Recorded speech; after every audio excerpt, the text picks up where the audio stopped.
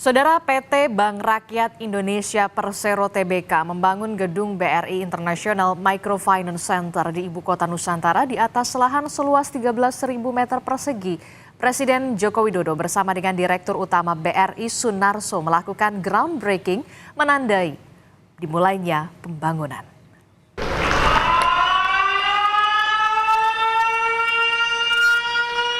Sebagai lembaga microfinance terbesar di dunia, PT Bank Rakyat Indonesia Persero Tbk membangun BRI International Microfinance Center di Ibu Kota Nusantara. Dimulainya pembangunan ditandai dengan penekanan tombol groundbreaking oleh Presiden Joko Widodo, didampingi Direktur Utama BRI Sunarso, Menteri BUMN Erick Thohir, hingga Kepala Otorita IKN Bambang Susantono pada Kamis 29 Februari 2024 sore. Dibangun di atas lahan seluas 13.000 meter persegi, BRI International Microfinance Center ini nantinya terdiri dari BRI Office Nusantara, BRI Microfinance Gallery, dan BRI Community Hub.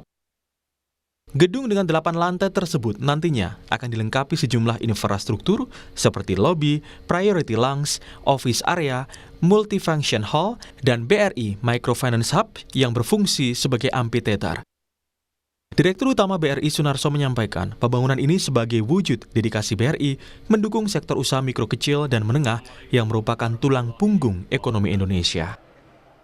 Sebagai gambaran bahwa kami punya BRI Microfinance Research Institute yang kita sebut BRIRIN, BRI Research itu sudah menghasilkan beberapa riset kajian tentang berbagai aspek yang terkait sama pengembangan dan pemberdayaan UMKM. Dan hasil riset itu sudah kita share, kita publikasi baik di dalam negeri maupun di internasional. Di internasional kita harus sampaikan beberapa tulisan di World Economic Forum, kemudian di Harvard Business Review, dan kemudian ada penerbitan-penerbitan lainnya. Dan itu adalah bagian daripada sharing pengalaman kita, bagian daripada sharing hasil yang kita riset. Dan kemudian riset juga menghasilkan yang kita sebut UMKM Index Jadi sebenarnya kita sebutnya BRI Micro and SME Index. Itu mengukur 3 hal. Pertama adalah mengukur aktivitas bisnis di UMKM. Dan kemudian yang kedua mengukur kira-kira pelaku UMKM memandang 3 bulan ke depan itu seberapa optimis.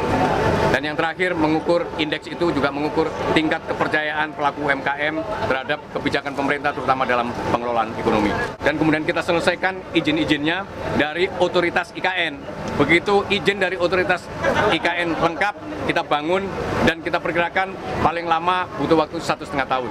Dan setelah itu sudah bisa kita gunakan untuk kegiatan seperti yang saya ceritakan tadi. Investasi tadi saya pikir investasinya sekitar 200-an, ternyata 400 miliar. Sementara Presiden Joko Widodo mengungkapkan menghargai yang telah dilakukan BRI karena telah memberikan kreditnya kepada UMKM hingga 84% lebih. Jokowi juga memuji keuntungan BRI di tahun 2023 yang mencapai 60,4 triliun rupiah. Tapi untuk UMKM memang rumit, ngurus yang kecil-kecil dan memerlukan keringat dan pemikiran yang lebih. Tetapi juga untuk keuntungannya juga BRI paling besar. Tadi saya bisik-bisik Pak Dirut, berapa keuntungan 2023? Boleh disampaikan Pak Dirut ya? 60 triliun. 60,4 triliun. Nggak ada bank yang bisa menyamai BRI keuntungannya. Bank dalam negeri maupun bank asing. Hingga akhir Desember 2023, kredit UMKM BRI tercatat sebesar 1.069 triliun, setara 84,4% dari total kredit BRI sebesar 1.266 triliun rupiah di tahun 2023. Melalui pembentukan holding ultramikro, BRI, Pegadaian, dan PNM telah menyalurkan kredit dengan total 44,2 juta nasabah UMKM yang terdiri atas 22 nasabah UMKM BRI, 15,1 juta nasabah PNM, dan 7,1 juta nasabah Pegadaian. Yanuar Riswandanu, Kompas TV, Ibu Kota Nusantara, Kalimantan Timur.